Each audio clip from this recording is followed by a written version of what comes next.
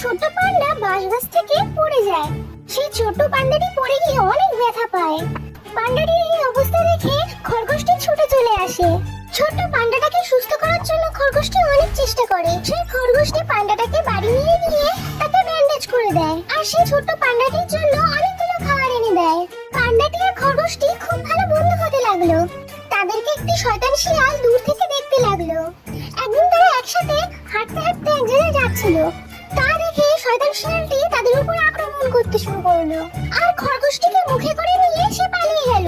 তোমরা যদি চকলেট খেতে ভালোবাসো তাহলে লাইক করো, আর তোমরা যদি চকলেট আইসক্রিম খেতে ভালোবাসো তাহলে সাবস্ক্রাইব করো।